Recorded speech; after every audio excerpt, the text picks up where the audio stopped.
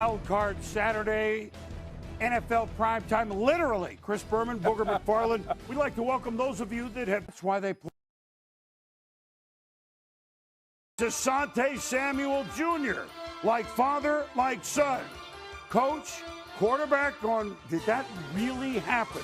Yeah, and at the top of the route, you're going to see Jones. Jones just sat down, act like he almost gave up on the play. Boom. Asante Samuel, great break, reading the quarterback, but the wide receiver's got to help his quarterback out. His dad, Asante Samuel, the original, had 7 postseason picks. So now here's his son with 1. He wouldn't be satisfied. Look at Herbert make the sidearm throw to Gerald Everett.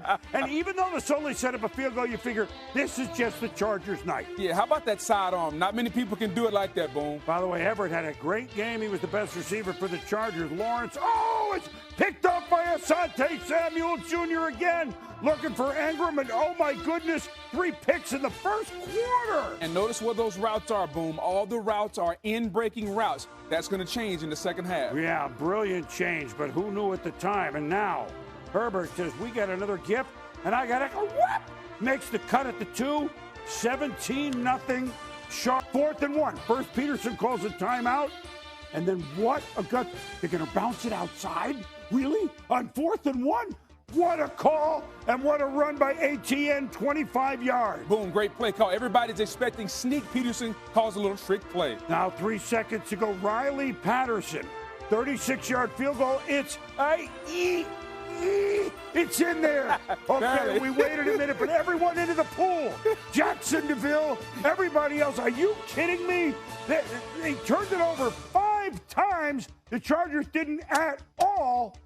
And yet the Jaguars win at home 31-30, and why we call it wild card round. My goodness, and the game itself is the 3rd largest comeback in playoff history. It's the 5th largest comeback in any. Of course, we had the Vikings this year, 33 down to the Colts. The Frank Reich game in 92 was the playoff one. Then the Colts, that was Andrew Luck against the Chiefs. Joe Montana, 1980, and this 27 down, the Jaguars are moving on. They never gave up. Christian, you guys rally from a 27-point deficit. How? It's just unbelievable. This has been the story of our season. Just being down, counted out at times. But this team has never lost belief, whether it's in a game, throughout the season. We never lost belief. We just believe in one another, and just so proud of everybody. This is amazing. My hat's off to our guys, our team. I told them after the game that, other than obviously winning the Super Bowl a few years ago, greatest coaching victory as a team, this one's right up there with it. And my hat's off to our guys for just battling. And, as deep a hole as we dug in the first half, there was, you guys have, been around our team, there's no quit in our guys. And they did an outstanding job, obviously, in the second half. And Riley kicking that ball at the end was obviously a thing of beauty.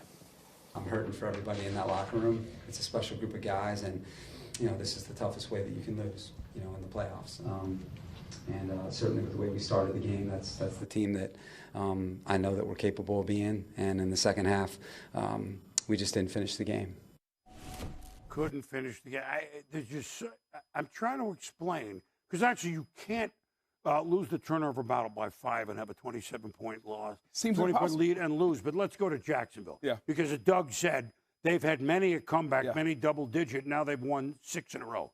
So this is a team that was like gone, won the division hot, and then gone in this game. And you talked about the throwing outside, but there's more to it, Booger. Yeah, Booms. Think about, first of all, the mental fortitude and the mental toughness it takes to be down 27-0, to lose a turnover battle by 5, to go into halftime and say, you know what, we're going to go back out and we're going to win this football game. So the mental toughness of the Jacksonville Jaguar football team is outstanding.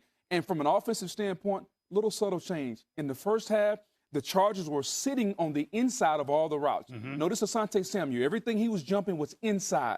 They made an adjustment. In the second half, they started throwing the football outside. Trevor Lawrence is 6'6", very strong arm. He's got the arm strength, and he started putting those balls deep down the field. to the outside. Then the offense started to move. So Doug Peterson and the offensive staff are to be commended. A masterful adjustment based on what they were seeing in the first half to what they got in the second half. You know, I don't know that this was their plan going up, but the regular season game, which was a long time ago in week three, that the Jags won big against the Chargers, it was the running and the motion and that sort of game. Now, maybe had they had the lead, they might have done that. So this is like the third different game plan. The oh, my goodness, we're throwing picks, we're throwing inside, now we're going outside. So they've changed a lot on the fly in my eyes. Well, boom, that's what coaching is about. It's not about saying, here's what I'm going to do. I'm going to do what's working. Right. And so they had to figure out what was working today based on what the defense was giving them, boom. And for Doug Peterson to continue to trust his quarterback. That's a good point. After he throws four picks. How many coaches would have just shut it down, start running the football? He knows I have a franchise quarterback. I'm going to trust this young man. Well, here's the pick. My first half wasn't good. Boom. Notice the routes on the inside. Where are these interceptions? The tip ball. Again, a ball on the inside of the numbers. Everything in between the numbers where he's throwing these interceptions, the tip balls. And to make these adjustments in the second half and to continue to trust my quarterback, boom, outstanding job by Peterson and that offensive staff. More importantly, Trevor Lawrence, boom, because he still pulled the trigger in the second half. You know, it was like it was like a playoff game last week in Tennessee. The first half, not good. Yes. Second half wasn't as good as this. But now, look, the Chargers. The history of the Chargers, do I have to get into it? I mean, this is just, San Diego Chargers, we love them, right? It's just mind-numbing because the Charger fans will go, we've seen this before. Of course, this team has nothing to do with those necessarily. I didn't see them playing classic prevent defense, Booger. I mean, maybe a little. I'm not smart enough to see it on TV. You are. I mean, you play. But I didn't see that. So what else was not going? I think there are two things to look at here, boom. The micro. When you look at what happened in this specific game, they didn't play complimentary football. Anytime you're up 27-0, you don't need to be in a hurry. You shouldn't be throwing the football up and down the field. Run the football. They got Austin Eckler. Run the ball, play action pass, slow the game down. You got enough points to win the football game. And then some of the coaching decisions by Brandon Staley in the second half were not very good. And that's the micro. The macro, the bigger picture, boom, is you have a defensive head coach in Brandon Staley, whose team blew a 27-0 lead in the second half. And as much critique and applause as we give him for the first half, there are a lot of coaching decisions he's made throughout the season and throughout this game that have been questioned, and this game is going to be questioned. Now, whether or not he continues to be the Charger coach, I do not know. But he was coached up and down around the field by Doug Peterson. Doug Peterson put on a clinic tonight, and if you're a Charger fan, you can't be happy with how my head coach performed against a Super Bowl winning coach. We saw the difference tonight. One is a Super Bowl winning coach, and the other is not. And if you want to find out why, just look at the second half. Doug is what, playoff 4 out of his 6 years as head coach? Yes. I mean, whatever the number is.